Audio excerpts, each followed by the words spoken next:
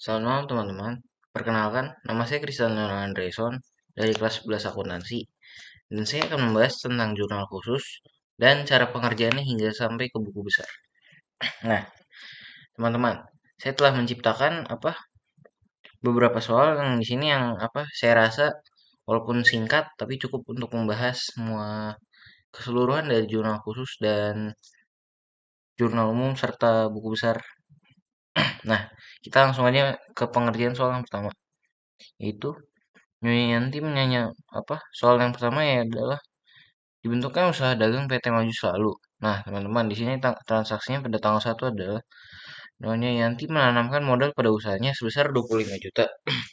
Nah, dari transaksi ini kita akan memasukkannya ke jurnal penerimaan kas.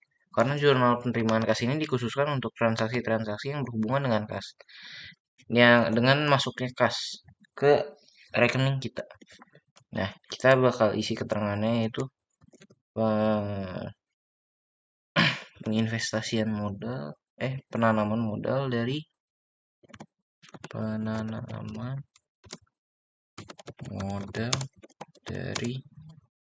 pemilik atau Nyonya Yanti. Nah, untuk keterangannya bisa kita isi seperti ini ya teman-teman. Nah, karena ini cuma pengisian modal jadi tidak memiliki syarat ya. Pengisian modal sebesar 25 juta. Nah, untuk di kreditnya kita akan masukkan ke serba-serbi, yaitu di akunnya kita isi modal dan total sejumlah 25 juta. Nah, teman-teman, jika tidak ada keterangan modal dalam bentuk apa, di akuntansi itu kita diajarkan untuk berasumsi bahwa modal yang diterima itu bentuknya selalu dalam bentuk kas. Nah, kita lanjut ke soal kedua ya. Di soal kedua itu, pada tanggal 3 Maret, PT Maju selalu membeli baju untuk stok senilai 4.500.000 dengan syarat N/30 pada toko P dengan PPN 11%. Nah, syarat N/30 yang dimaksud di sini adalah jangka waktu pembayaran dia adalah 30 hari setelah dia menerima cek atau setelah dia menerima faktur atau melakukan pembelian. Jadi limit dia membayar itu pada tanggal 3 April ya, teman-teman. Oke, kita akan langsung mengerjakannya. Nah, untuk ini kita akan masukkan ke jurnal pembelian. Nah, kenapa ke jurnal pembelian? Karena jurnal pembelian ini dikhususkan untuk transaksi yang sifatnya membeli dan dilakukan secara kredit. Nah, kita langsung isi aja teman-teman. Pembelian baju pada toko MP. Nah,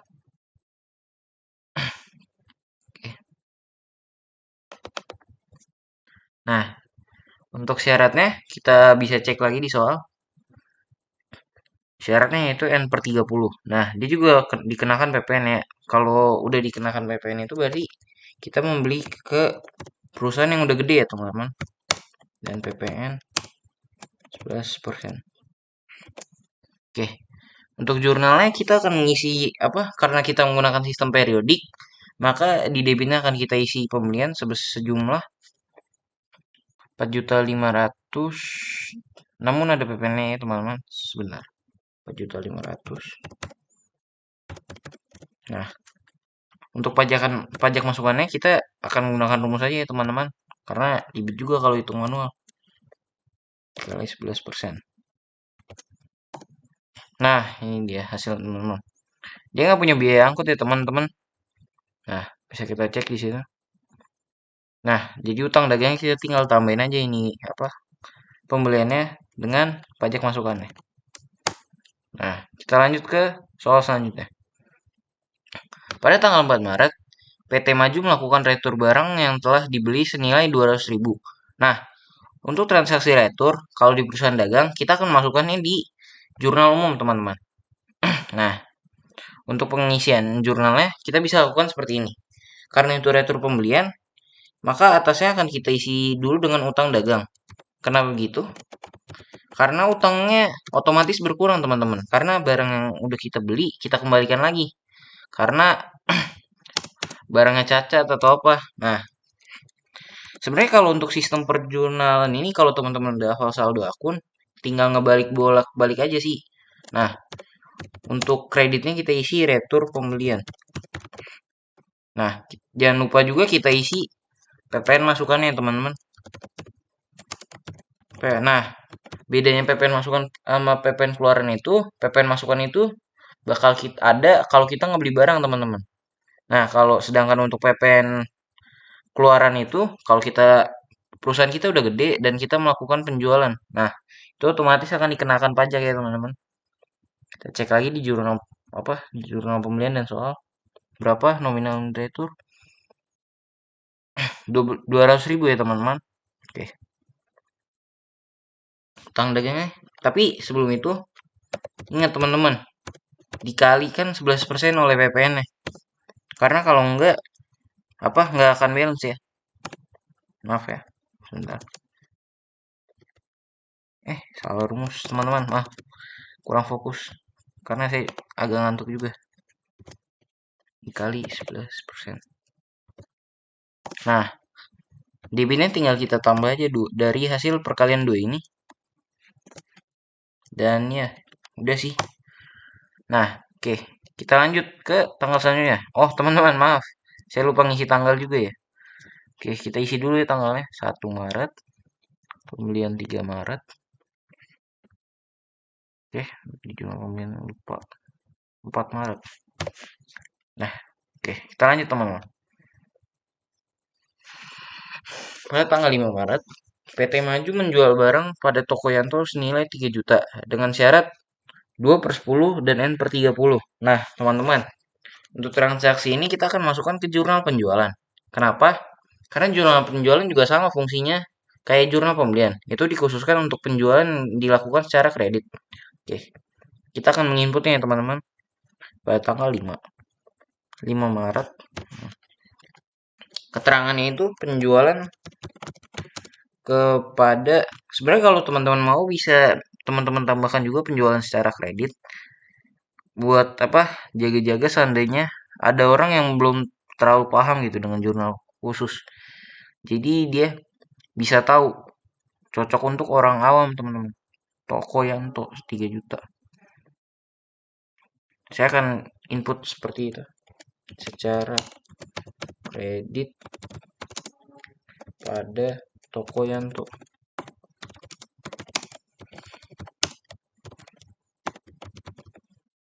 Nah, jangan lupa kita masuk input juga syaratnya ya teman-teman. Syaratnya itu 2/10 N/30 dengan PPN. Nah, maksud dari 2/10 ini adalah jika sang pemilik utang melunasi utangnya itu 10 hari setelah dia melakukan transaksi, yaitu sebelum tanggal 15 ya teman-teman. Dia bakal ngedapetin diskon 2% dari sejumlah uang yang dia udah beli. Nanti kita akan coba ya teman-teman untuk pengerjaannya seperti apa. Nah, sebesar 3 juta. Belum ya teman-teman, sabar. Pajak keluarannya untuk pajak keluaran sama aja kayak pajak masukan tadi teman-teman. Dikali juga dengan 11% total penjualannya. Nah, untuk piutangnya tinggal kita tambah aja dari hasil akun yang udah kita tambah tadi. Nah, pokoknya kalau untuk penjurnalan itu selama balance, yang penting balance dulu sih teman-teman biar tahu benar apa salahnya. Oke, kita lanjut teman-teman. Pada tanggal 6 Maret, toko Yanto melakukan retur. Nah, retur mau penjualan mau pembelian juga posisinya tetap sama, yaitu di jurnal umum. Kita akan input ya 500.000 karena cacat. Oke, pada tanggal 6. Oh ya teman-teman, kalau bisa ini diisi juga ya keterangan toko apa. Saya lupa tadi. Tanggal 4 PT Maju melakukan retur pada toko Empe. Nah, kita tulis karena ini jurnal kita tulis aja keterangannya. Toko Empe. Retur pada toko MP. Teman-teman, saya mohon maaf atas ketidaknyamanannya karena limit dari Bandicam itu 10 menit. Saya akan lanjutkan ya teman-teman. Nah, kita lanjut ke tanggal 6. Tanggal 5. PT Maju menjual barang pada Toko Yanto senilai 3 juta dengan syarat 2/10 N/30 dengan PPN 11%. Nah, untuk transaksi ini kita akan masukkan ke jurnal penjualan, teman-teman. Nah, kita isi dulu penjualan pada Toko Yanto. Pada Toko Yanto. Nah, untuk terminnya kita isi sesuai yang tadi. Nah, maksud dari termin ini apa sih, teman-teman? Nah, untuk 2/10 ini itu artinya apa? Pembeli akan menerima potongan jika dia melakukan pelunasan sebelum tanggal 15, yaitu sebesar 2%. Nah, namun untuk batas pembayarannya itu 30 hari setelah tanggal 5, yaitu tanggal 5 Juni kayaknya teman-teman ya. Oke, kita ada tanggal 5 Maret. Kita akan langsung input aja ya teman-teman. Nah, untuk penjualannya itu sebesar 3 juta. Nah, untuk mencari pajak keluarannya tinggal kita kali aja ini teman-teman. Dengan kalau pajak PPN sekarang sih 11% setahu saya teman-teman. Oke, kita kalikan dengan itu. Nah, untuk piutangnya tinggal kita tambah aja teman-teman. Tambah 330. Nah, oke. Kita lanjut ke transaksi selanjutnya ya. Pada tanggal 6 Maret, Toko Yanto mengembalikan barang yang telah dibeli senilai 500.000 karena barang cacat. Nah, untuk retur, kita samakan juga dengan retur pembelian ya teman-teman. Kita masukkan juga ke jurnal umum. Pokoknya yang berhubungan dengan retur, dia selalu ada di jurnal umum teman-teman. Nah, untuk ininya kita tulis retur penjualan dan PPN keluaran. Nah, untuk kreditnya itu kita isi piutang dagang atau piutang usaha. Nah, nominal returnya itu 500.000. Nah, PPN-nya tinggal kita kali lagi kayak tadi, kali 11%. Nah, untuk jumlah piutang yang berkurangnya tinggal kita tambah aja teman-teman. Nah, oke, kita lanjut ke transaksi selanjutnya teman-teman. Pada tanggal 8 Maret, PT Maju membeli perlengkapan senilai 2 juta dan peralatan senilai 5 juta pada toko jambu. Nah, untuk transaksi ini kita akan masukkan dia ke jurnal pengeluaran kas teman-teman. Karena ini kita asumsinya karena nggak ada keterangan atau syarat, kita asumsinya itu secara tunai. Oke. Kita asumsikan pada tanggal 8 Maret. Oke. 8 Maret. Keterangannya itu pembelian perlengkapan. Oh, maaf ada typo teman-teman.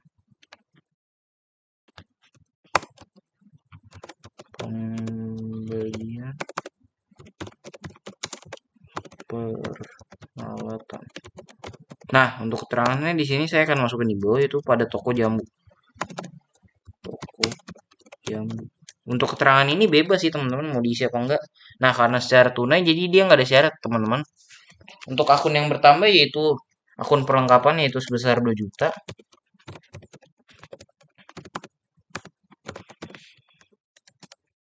Dan peralatan sebesar 5 juta.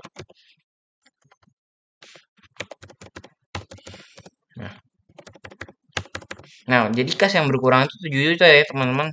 Namun saya akan memisahnya di sini biar selayaknya jurnal aja ya. Nah, oke. Kita lanjut ke transaksi selanjutnya. Pada tanggal 11 Maret, PT Maju melunasi pembelian kredit yang dilakukan pada toko MP. Nah, untuk transaksi pelunasan pembelian ini, berarti kita akan masuknya ke jurnal pengeluaran kas ya teman-teman. Oke, pada tanggal 11 Maret. Nah, jangan lupa kita cek dulu syarat dan soalnya teman-teman. Apakah ada retur atau apapun. PT Maju melunasi pembelian kredit pada toko MP. Nah, pada tanggal 3 kita melakukan pembelian sebesar 4.500.000. Namun ada retur barang sebesar 200.000 dan ada PPN-nya juga. Nah, untuk ini bisa kita cek di jurnal pembelian ya teman-teman. Yang jelas kita isi dulu keterangannya, yaitu pelunasan utang pada toko MP. Nah, untuk syaratnya kita cek tadi hanya N per 30 ya tuh teman-teman. Jadi itu hanya batas pembayarannya itu selama 30 hari setelah pembelian. Oke, kita isi dulu untuk utang usahanya berarti sama dengan jurnal pembelian. Kita cek dulu utang dagangnya. Nah, kita kurang dengan returnya. Returnya itu sebesar 222.000. Nah, jadi ini hasil teman-teman. Karena dia tidak memiliki potongan, jadi kasnya sama aja teman-teman.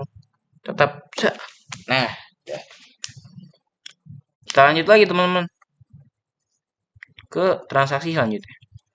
Diterima pelunasan dari toko Yanto. Nah, sama teman-teman kayak tanggal 11 tadi, kita harus ngecek soal-soal sebelumnya biar kita tahu apakah ada retur atau potongan. Nah, kita cek dulu ya. Pada tanggal 5, nah, di sini syaratnya itu 2/10 dan N per 30. Kita input dulu ya teman-teman. Pada tanggal 13 ya. Sebentar, saya lupa teman-teman. 13. Pelunasan dari toko Yanto.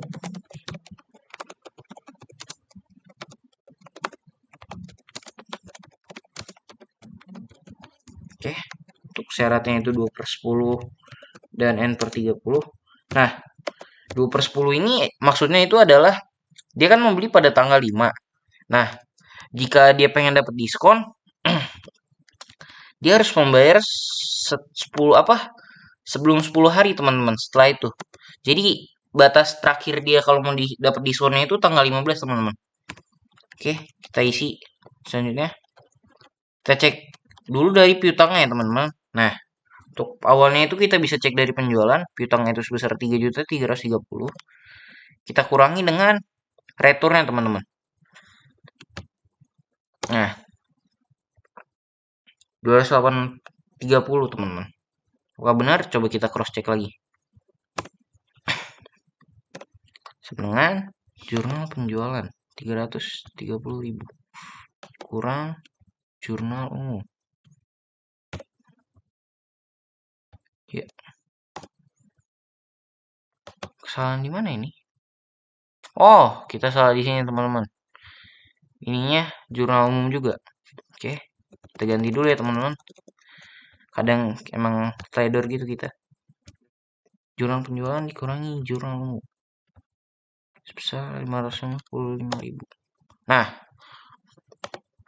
oke, karena dia potongan, jadi kita tulis juga potongan. Mohon maaf teman-teman, potongan itu ditulis di debit ya. Saya agak teledor juga ini. Potongan penjualan. Sebesar, nah, karena potongan 2%, tinggal kita kali dengan piutangnya. Itu sebesar 55.500. Oke. Nah, untuk kasnya tinggal kita kurangi aja piutangnya dengan potongannya. Nah, boom. Oke, sudah jadi ya teman-teman. Nah, jika jurnal telah diisi semua, kita akan lanjut ke pengisian buku besar. Oke, kita lanjut aja ya teman-teman. Nah, pertama itu yang harus kita isi itu buku besar pembantu piutang. Nah, isi di buku besar pembantu piutang ini adalah orang-orang yang punya piutang ke kita. Nah, kalau di kasus saya hanya Toko Yanto. Bisa kita cek di soalnya dia punya utang berapa, piutang berapa ke kita. Awalnya itu 3.330 ya teman-teman. Kita cek di jurnal penjualan. Yap. Kita input aja langsung ya. Pada tanggal 5. Piutang 3.330. Oke, kita cek lagi dia juga melakukan retur ya teman-teman pada tanggal 6. Pada tanggal 6. Sebesar 555.000. Oke. Nah, retur barang 555.000. Nah, Nah, ini juga jangan sampai kelupaan teman-teman. Ini adalah saldo dari akun itu. Kalau kelupaan, teman-teman, mohon maaf lagi atas ketidaknyamanannya. Seperti tadi, limit dari Bandicam sudah nyampe. Kita lanjut lagi teman-teman. Nah, untuk pengisiannya saldonya itu tinggal kita kurang-kurangin aja sih teman-teman, atau kita tambah-tambahin. Nah, pelunasannya itu pada tanggal kita cek ke penerimaan kas. Pada tanggal 13 yaitu sebesar 277.000 Oke, 13 Maret pelunasan. Untuk keterangan ini kita sesuaiin aja teman-teman sama apa? Kebutuhannya dan soalnya juga ya. Nah, debitnya berarti kita kurangin ini karena di kredit. Jadi, nah, berarti utangnya udah nggak ada ya teman-teman. Ini bisa kita warnai dulu dengan warna merah. Nah, oke. Saya akan lanjut ke buku besar pembantu utang karena tidak ada lagi transaksi piutang dari toko Yanto ya teman-teman. Nah, bisa kita cek. Oke, sudah kelar teman-teman. Kita lanjut ke buku besar pembantu utang. Nah, kita cek lagi teman-teman. Pada saat kita kan membeli pada tanggal awalnya yaitu tanggal 3 sebesar 4.995. Oke, pada tanggal 3 sebesar utang dagang pada sebesar 499. Nah, oke. Kita lanjut lagi teman-teman.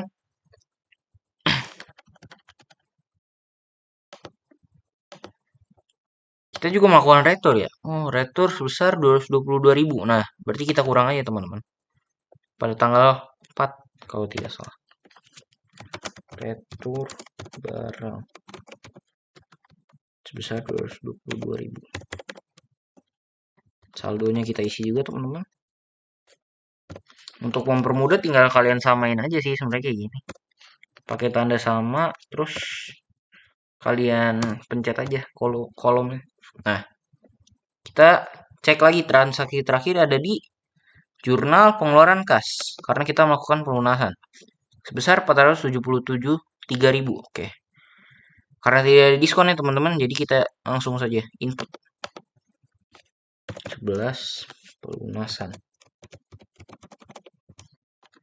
Utangnya berkurang sebesar 473. Nah, kita tinggal kurang aja teman-teman. Karena saldo normal utang itu ada di kredit teman-teman. Jangan sampai lupa sama saldo normal ini. Oke, kita lanjut ke daftar saldo. Daftar saldo ini kalau apa isinya itu nama-nama pelanggan dan jumlah saldo yang dia punya di toko kita. Nah, untuk kasus saya, untuk daftar saldo piutang ini cuma diisi oleh toko Yanto ya teman-teman. Nah, karena dia apa piutang yang dia punya di toko kita itu udah nggak ada, berarti saldonya kita isi aja 0 atau strip ya teman-teman. 0. Nah, kita lanjut ke daftar saldo utang. Sama kayak tadi, ini isinya itu ke mana aja kita punya utang teman-teman. Nah, kalau untuk kasus ini ada cuma di Tokompe berarti dan kita juga utangnya udah lunas sih di Tokompe teman-teman. Jadi saldonya 0 juga. 0. Oke. Nah, kalau teman-teman udah selesai melakukan semua penginputan tadi, kita akan bisa mengisi ke buku besar. Nah, saya akan mencontohkan satu untuk cara pengisian buku besarnya dan sisanya nanti saya akan tunjukkan hasilnya teman-teman karena ini memakan waktu yang cukup lama. Oke, kita cek dulu transaksi pertama yang menggunakan kas. Kita kalau untuk gini saya lebih nyaman ngecek di soal sih teman-teman. Nah, untuk transaksi pertama yang menggunakan kas yaitu Nyonya Yanti menanamkan modal pada usahanya sebesar 25 juta pada tanggal 1 Maret. Oke, langsung aja kita input teman-teman. Karena itu penanaman modal, jadi nggak mungkin ada potongan atau apapun. Pada tanggal 1 Maret, dan keterangan penanaman modal Nyonya Yanti sebesar 25 juta teman-teman. Nah, kenapa di debit? Karena posisi saldo normal kas itu di debit. Jadi, kasnya itu bertambah sebesar 25 juta teman-teman. Nah, seperti ini teman-teman. Nah, mungkin sisanya akan saya cut dulu dan saya akan menunjukkan hasil akhirnya sambil saya menjelaskan juga, oke? Nah, baik teman-teman, ini hasil dari buku besar yang telah saya kerjakan ya. Saya akan menunjukkannya. Nah, untuk buku besar kas itu saldonya ada 18 juta. Piutang ini udah lunas ya teman-teman, jadi udah nggak ada. Pembelian perlengkapan sebesar 2 juta. Pembelian peralatan sebesar 5 juta. Utang usaha juga udah lunas tadi ya teman-teman, bisa kita cek di buku besar pembantu utang. Modal sebesar 25 juta pada tanggal 1 yang diisi teman-teman. Karena hanya ada satu penjualan, jadi penjualannya juga sebesar 3 juta. Pembelian barang dagang sebesar 4.500.000 dan retur penjualan sebesar 500.000. Untuk retur penjualan ini ada di debit karena saldo normal penjualan ada di saldo normal penjualan ada di kredit. Jadi untuk retur dan potongan itu hanya kebalikannya aja sih teman-teman sebenarnya. Nah, PPN masukan juga gini teman-teman. Dan potongan penjualan. Oke, sekalian saya kasih unjuk juga ya cara pengisiannya teman-teman. Untuk potongan penjualan tuh ada di tanggal. Kita cek dulu ya teman-teman. Pengeluaran kas.